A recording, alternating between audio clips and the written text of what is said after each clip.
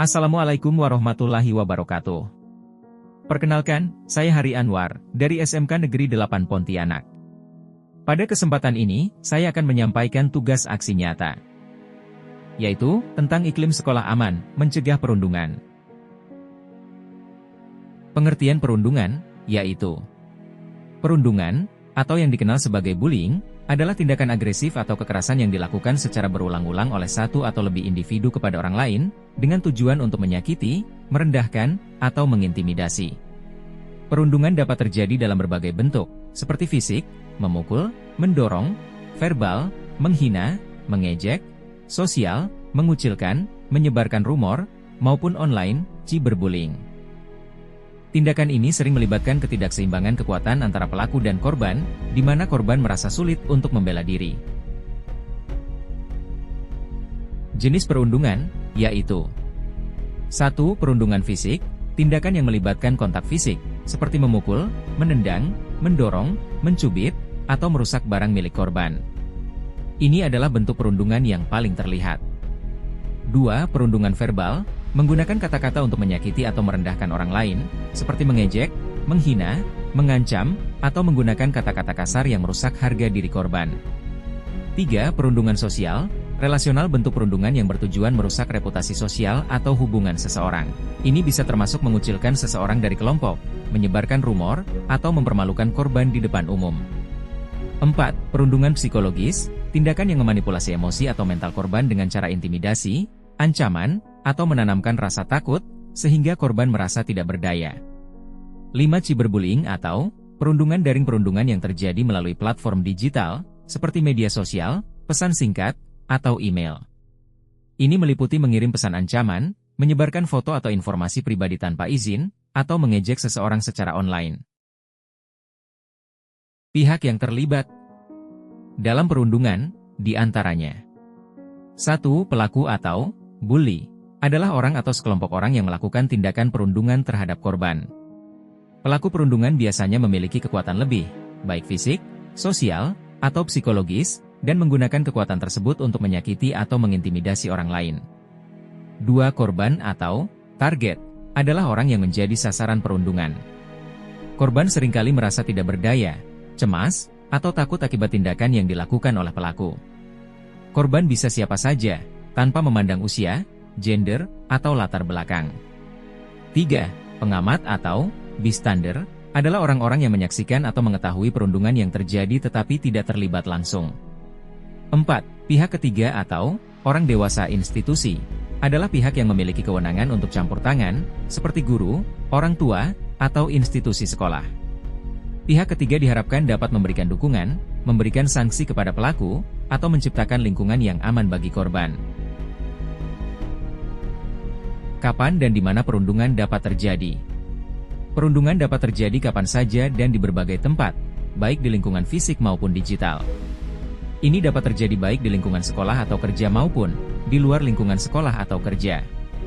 Perundungan bisa terjadi di mana saja selama ada interaksi sosial dan kesempatan bagi pelaku untuk menyakiti atau mengintimidasi korban tanpa pengawasan yang memadai.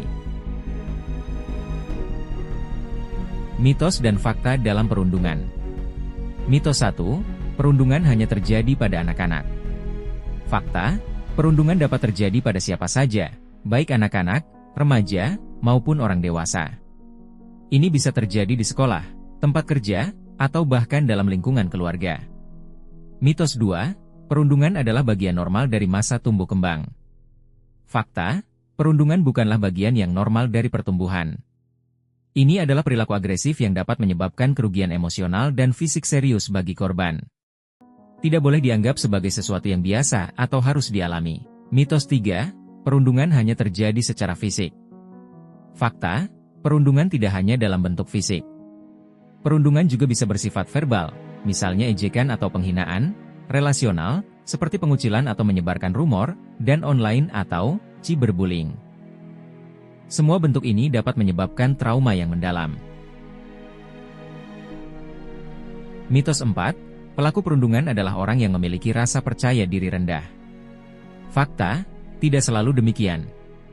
Beberapa pelaku perundungan mungkin memiliki rasa percaya diri yang tinggi dan menggunakan perundungan sebagai cara untuk mendapatkan kekuasaan atau pengaruh sosial.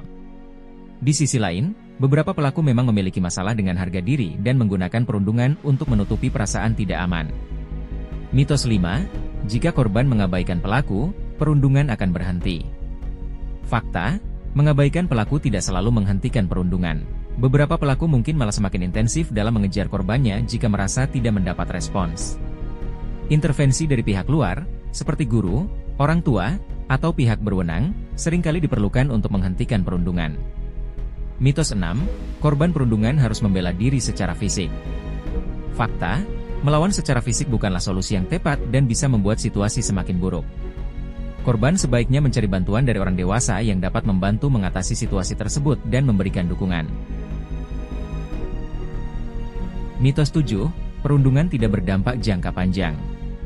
Fakta, perundungan dapat memiliki dampak psikologis jangka panjang, termasuk depresi, kecemasan, penurunan harga diri, dan bahkan trauma yang bisa bertahan hingga dewasa. Beberapa korban perundungan mungkin juga mengalami kesulitan dalam hubungan sosial dan akademis. Mitos 8, hanya anak-anak yang lemah yang menjadi korban perundungan. Fakta, siapapun bisa menjadi korban perundungan, terlepas dari kekuatan fisik atau kepribadian mereka. Beberapa korban adalah anak-anak yang kuat, pintar, atau berbakat, tetapi mereka menjadi target karena alasan lain, seperti kecemburuan atau perbedaan. Mitos 9, anak-anak akan belajar mengatasi perundungan sendiri. Fakta, banyak anak yang tidak tahu cara menghadapi perundungan sendirian dan memerlukan bimbingan serta dukungan dari orang dewasa. Tanpa intervensi yang tepat, mereka mungkin terus menderita dalam diam. Adapun cara mengatasi perundungan. Pertama, jangan diam, yaitu bicarakan masalah ini dengan orang-orang yang dapat dipercaya seperti teman dekat, keluarga, atau guru. Kedua, jaga diri, yaitu fokuslah pada kesehatan mental dan emosionalmu. Temukan cara untuk merasa tenang dan terjaga. Temukan dukungan, cari kelompok atau organisasi yang dapat memberikan dukungan dalam menghadapi perundungan. Ketiga, berbicara dengan pihak yang tepat, yaitu jika perundungan terjadi di sekolah, bicarakan dengan guru, konselor, atau kepala sekolah untuk mencari solusi. Keempat, tingkatkan kesadaran, yaitu kampanyekan tentang perundungan dan dampak negatifnya. Pendidikan tentang kesetaraan dan penghargaan terhadap individu dapat membantu mengubah perilaku. Kelima, tetap tenang dan sabar, yaitu menghadapi perundungan bisa membuat emosi naik turun. Cobalah untuk tetap tenang dan sabar dalam menghadapi situasi ini. Keenam, aturan dan kebijakan sekolah, yaitu kenali kebijakan sekolah terkait perundungan dan pastikan tindakan yang diambil sesuai dengan aturan yang ada. Dan yang terakhir, bantuan profesional, yaitu jika perlu, cari bantuan dari psikolog atau konselor yang dapat memberikan dukungan lebih lanjut.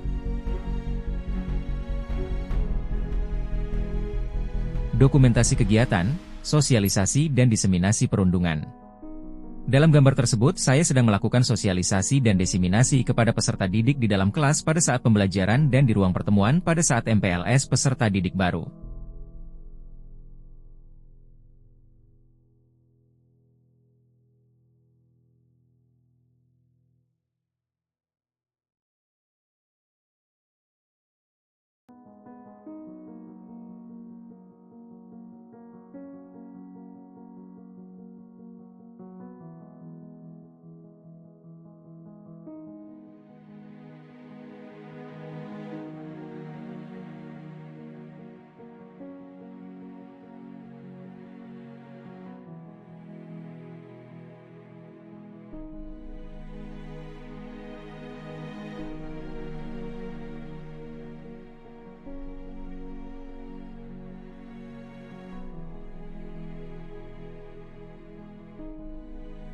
Terima kasih sudah menyempatkan diri untuk melihat tayangan ini. Semoga bermanfaat. Wassalamualaikum warahmatullahi wabarakatuh. Salam sehat dan bahagia.